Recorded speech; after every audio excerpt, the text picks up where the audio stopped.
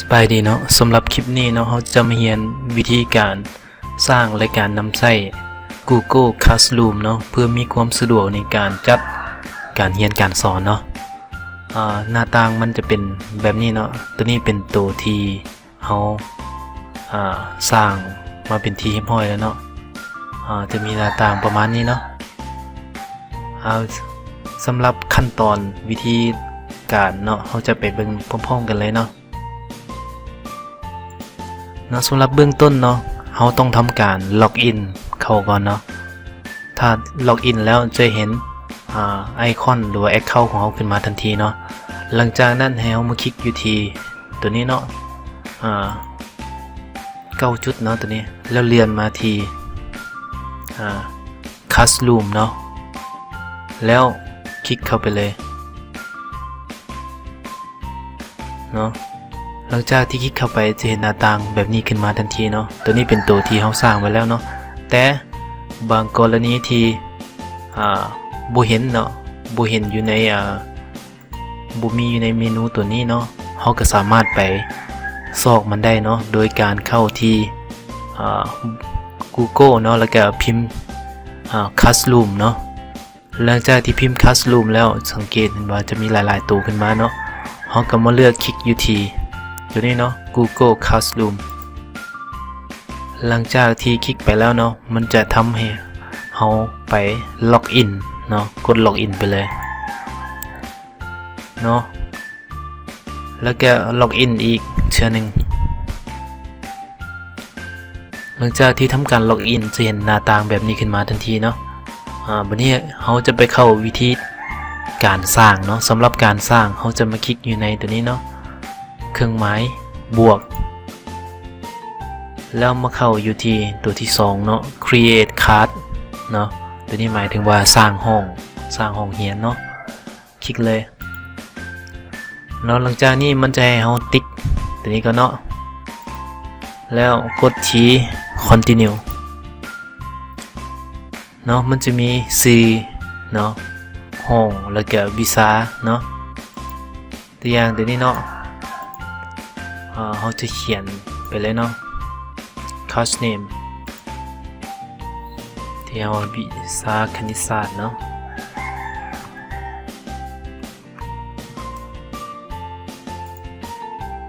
ตัวนี้เป็นห้อง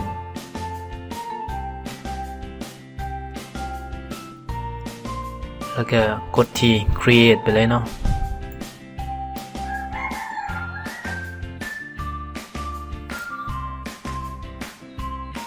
สังเกตเห็นว่ามันจะเห็นหน้าต่างตัวนี้ขึ้นมาบ่เช่นเป็นวิชาคณิตศาสตร์ห้องม.42 เนาะหลังจากนั้นเราสามารถเปลี่ยนตัวนี้ได้เนาะตัวนี้ห้องว่าเป็นเต็มเนาะเราจะเข้าที่customize เนาะแล้วมันจะมีสีให้เลือกเนาะสามารถเลือกสีได้ตามใจเนาะตัวนี้เนาะถ้ากรณีเขามีรูปภาพเนาะเขาสามารถอัปโหลดขึ้นได้เนาะตัวนี้ก็คลิกที่อัปโหลดเนาะหลังจากนั้นถ้าเกิดไม่คลิกที่select photo from your computer ตัวนี้หมายความว่าเขาจะเอารูปภาพที่เขามีอยู่ในคอมพิวเตอร์ของเขาเนาะวันนี้เขาจะไปเลือกตำแหน่งของรูปภาพเนาะตัวนี้เอาไว้หน้าจอเนาะ Classroom รูปตัวนี้เนาะหลังจากที่เลือกรูปแล้วกดที่ Open เนาะมันจะทำการอัปโหลดตัวนี้เขาสามารถปรับได้เนาะ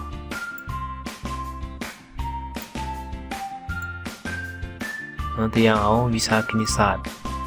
ชั้นม.4 เนาะแล้วก็คลิกที่ select class เต็มเนาะหลังจากนั้นกดที่ save เนาะสังเกตเห็นว่าอยู่ในนี้เนาะจะเห็นรูปภาพขึ้นมาทันทีเลยเนาะรูปภาพที่เราเลือกไปเนาะเห็นขึ้นมาทันทีเนาะตัวนี้จะเป็นหน้าต่างสำหรับห้องเรียนเนาะต่อมาเนาะมันจะมีclasswork เนาะ classwork ตัวนี้หมายถึงตัวที่เรา จะใช้ในการดำเนินงานหรือว่าการมอบเวียกการเฮ็ดกิจกรรมต่างๆเนาะส่วนประกอบมันจะมีอยู่นี่เนาะสำหรับส่วนประกอบเนาะมันจะมีเนื้อในบทเรียนมีเวียกบ้านมีกฎการประจำเดือนแล้วก็มีบทสิ่งอย่างต่างๆเนาะฉะนั้นวิธีการสร้างเนาะเบื้องต้นเขาจะคลิกตัวนี้ก่อนเนาะ create กดหมายบวกเนาะเอาสุดท้ายเนาะเป็น topic หรือว่าหัวข้อเนาะตัวนี้พิมพ์ไว้แล้วก็เลยเอาไปเลยเนาะตัวที่1เป็นเนื้อในบทเรียน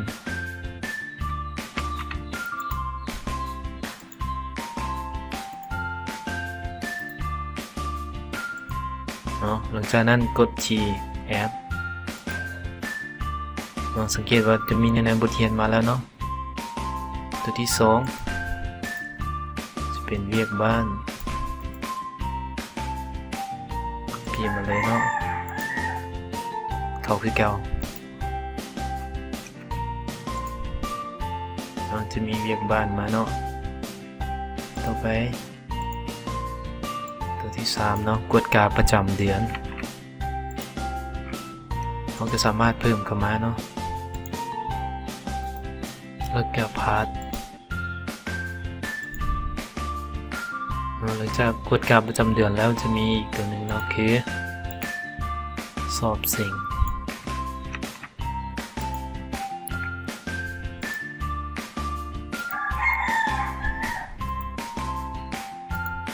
กด add เข้าไปเลยเนาะหลังจากนั้นเราจะได้หัวข้อขึ้นมาแต่ละตัวเนาะแล้วเราสามารถเลื่อนตำแหน่งตามที่เราต้องการได้เนาะตัวนี้เลื่อนขึ้นถึงก็ได้เนาะสามารถขึ้นก่อนได้เนาะตัวนี้ขึ้นกับความสะดวกเนาะว่าเราสิเอาตัวใดขึ้นก่อนก็ได้เนาะบ่เป็นหยังเนาะต่อมานี่เนาะหน้าทมิตตัวที่เราสร้างเมื่อกี้จะเป็นอยู่คณิตศาสตร์ม.42 ตัวนี้เนาะสำหรับหน้าทมิตเนาะเราสามารถเขียนคำทักทายอย่างต่างๆได้เนาะที่ว่าเขียนเนาะทีนี้จะมี all student คือนักเรียนทุกคนสามารถเห็นได้เนาะ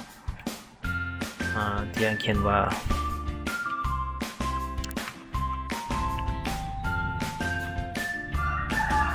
เนาะเราก็สามารถโพสต์ไปเลยเนาะเมื่อกี้จะเห็นว่าเป็นสบายดีนักเรียนทุกคนเนาะต่อมาเนาะเราสามารถเพิ่มเดี๋ยวนี้เป็นเพิ่มบทเรียนเนาะตัวนี้เนาะเป็นคลาสเวิร์กเนาะเราจะเพิ่มในบทเรียนเพื่อนักเรียนจะ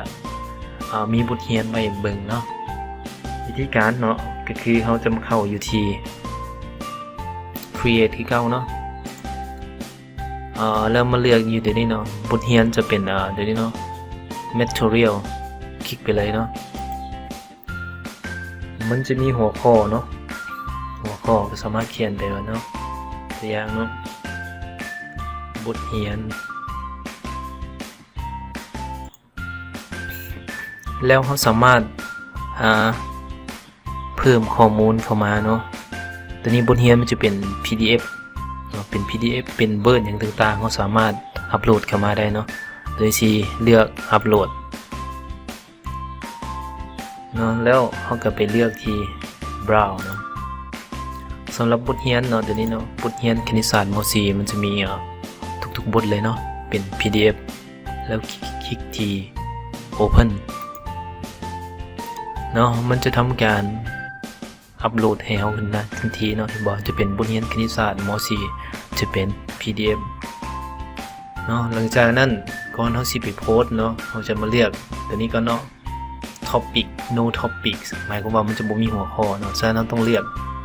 หัวข้ออยู่นี่จะเป็นเนื้อในบทเรียนเนาะหลังจากนั้นก็กดที่โพสต์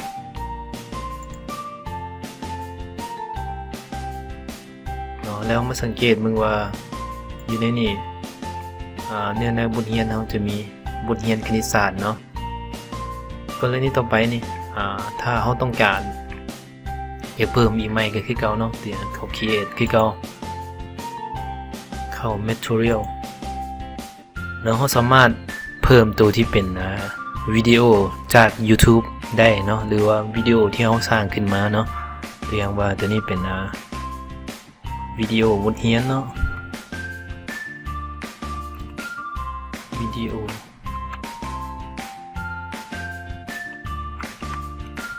บทเรียนเนาะเดี๋ยวมันมีบทที่9เนาะแล้วก็มีบทที่11และ12เนาะตัวอย่างเนาะเราก็สามารถเพิ่มเข้ามาเนาะเรียกว่าเอามาจาก YouTube เนาะ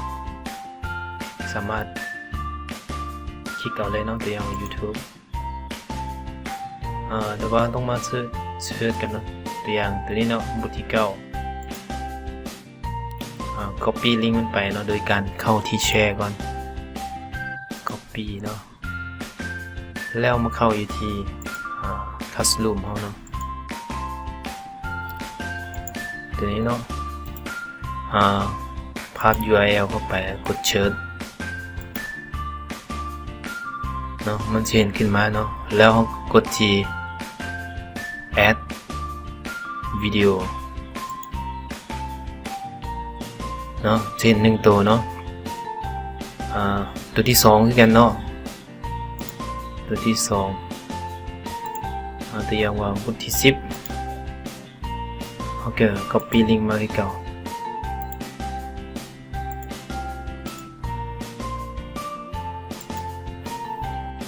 เนาะ pass แล้ว choose add video เนาะเป็นบทที่2แล้วเนาะอันนี้บทที่3เนาะต่อไปเดี๋ยวบทที่11 copy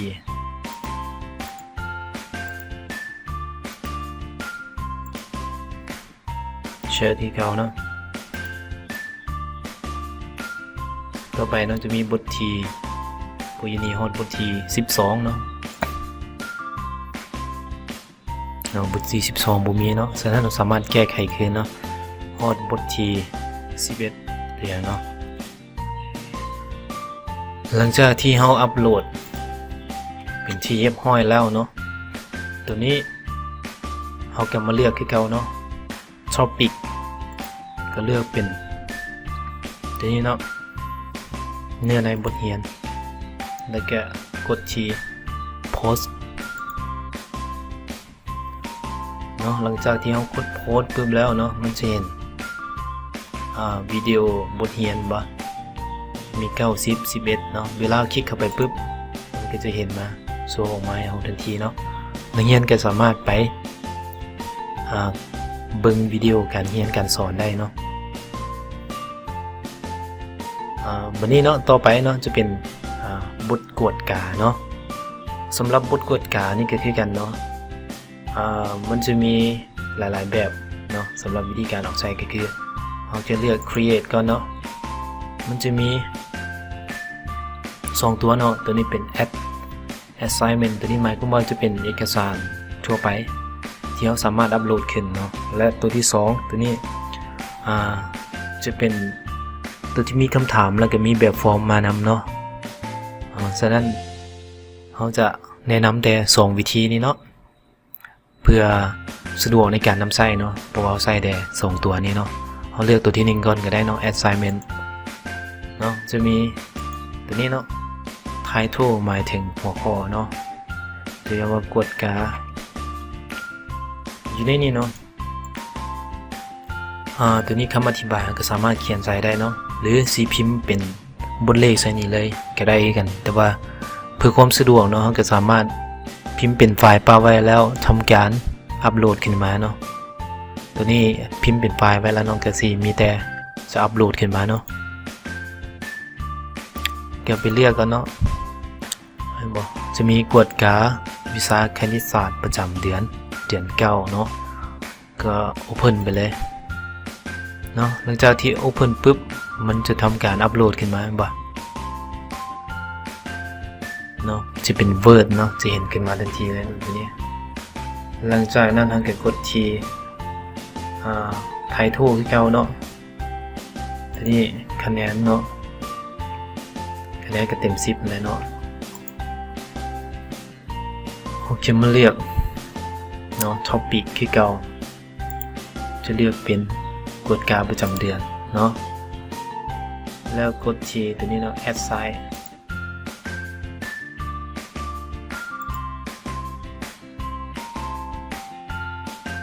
เนาะหลังจากที่ทำการกดไปปึ๊บเนาะเขาก็มาเบิ่งหน้าทมิตเบิ่งเนาะสกรีนเห็นบ่เนาะมันจะเห็นว่านี่จะมีกฎการเนาะมีบทเรียนมีวิดีโอการสอนเนาะต่อมาเนาะบัดนี้รูปแบบตัวที่2เนาะตัวที่2ก็คือเก่าเนาะเขาจะเกิดมาเข้า create เนาะแล้วมาเลือกตัวที่2ตัวนี้กรณีที่เป็นแบบฟอร์มเนาะมีแบบฟอร์มอยู่นำเนาะตัวนี้เราก็เลือกเลยเนาะ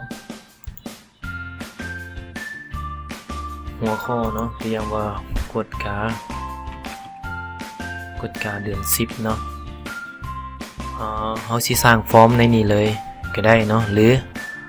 กรณีถ้าเขามีแล้วเขาสามารถอัปโหลดได้เนาะตัวนี้สิเลือกอัปโหลดขึ้นเนาะเพราะว่าเท้าสร้างอยู่ในนี้มันจะเป็นการสิ้นเปลืองเวลาเขาเนาะเขาก็มีแต่สร้างป้าไว้แล้วก็อัปโหลดขึ้นมาเนาะตัวที่อัปโหลดจะมีอยู่ในMy Drive เนาะตัวนี้จะเอาเป็นแบบฟอร์มเนาะมันจะมีฟอร์มของกฎการเนาะตัวอย่างว่าตัวนี้เนาะก็ทำการแอดขึ้นมาเลยเนาะเช่นว่ากฎการเนาะตัวนี้ก็สามารถปิดได้เนาะแล้วก็มาเลือกอยู่ในนี้เนาะtopic ก็เอาอยู่กฎการประจำเดือนเนาะคะแนน10คือเก่าเนาะแล้วแกกดที่ add site